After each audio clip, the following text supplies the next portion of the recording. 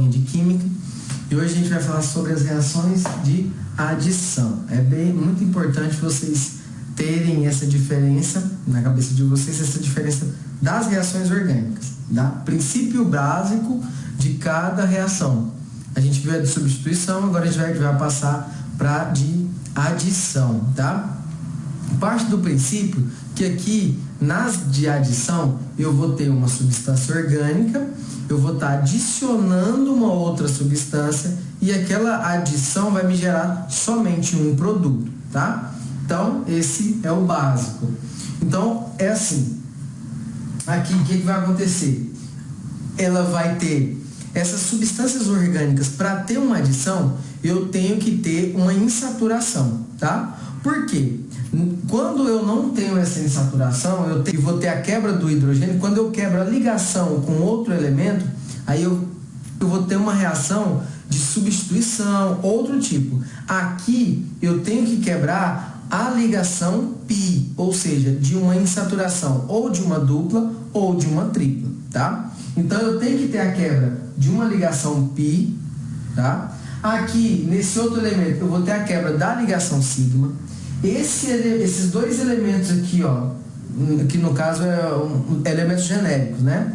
Então eu tenho a insaturação entre dois carbonos, vou quebrar a ligação pi, vou ter a quebra aqui da ligação sigma. Esses dois elementos vão ser adicionados nessa substância e vai se transformar desse jeito aqui, tá? Então aqui vai ser adicionado o elemento X, o elemento Y. Agora, vai saber aonde cada um vai ser adicionado, aí tem algumas regrinhas que eu vou passar um pouquinho mais para frente, né? Alguns autores aí que falou, dependendo da condição, o X tal vai entrar num carbono mais hidrogenado, menos hidrogenado, e assim vai, tá? Vamos saber certinho aonde cada elemento vai ser adicionado ali com a quebra da dupla ligação. Divisões da reação de adição, da reação de adição.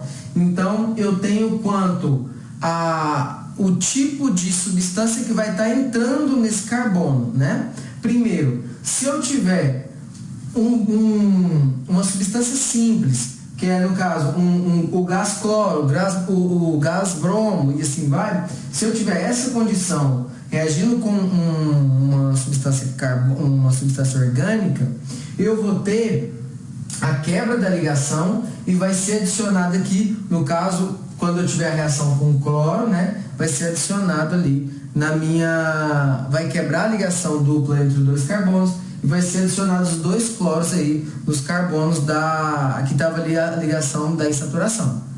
Agora, e quando eu tenho um hidrogênio ligado a um halogênio? Detalhe, aqui quando eu tenho a reação de um composto orgânico com um gás cloro, eu tenho uma halogenação. Agora, quando eu tenho o hidrogênio ligado com um composto halogenado, né, da família dos halogênios, tá? Que eu vou ter uma adição desse tipo. Eu vou pegar um composto mesmo que de cima e vou ter a adição desse ácido aí, o ácido clorídrico, adicionado na cadeia carbônica. Eu também, do mesmo jeito, vou ter a quebra da insaturação, vai ser adicionado o ácido, o hidrogênio ligou a esse carbono aqui, o hidrogênio ligou a esse carbono e o cloro se ligou a esse carbono aqui, tá? Então era H2C virou H3C, o hidrogênio foi adicionado ali.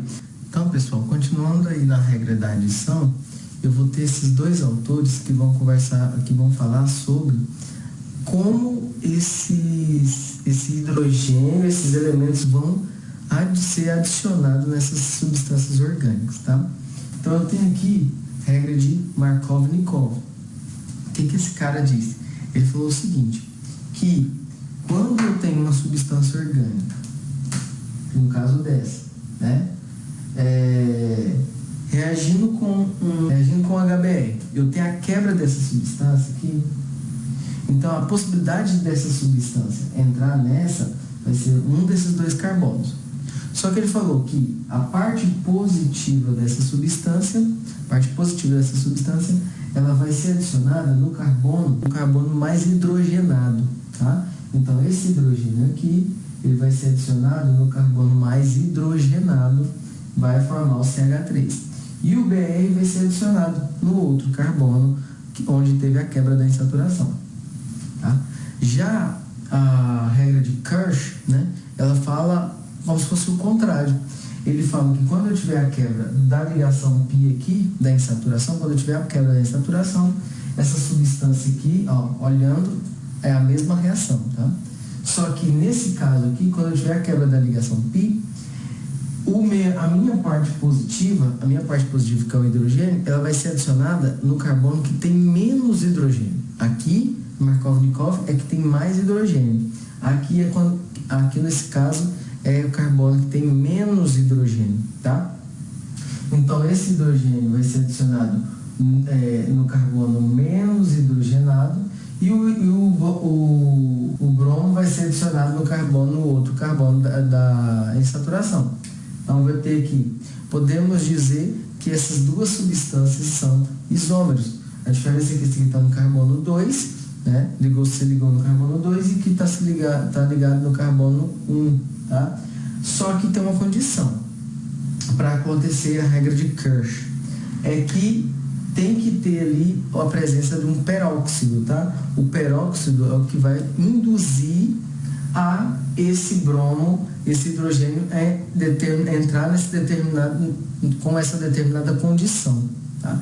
Então vai ter que ter a presença do meu peróxido, tá? Então, o local que esses átomos vão ser adicionados na minha cadeia carbônica, ok?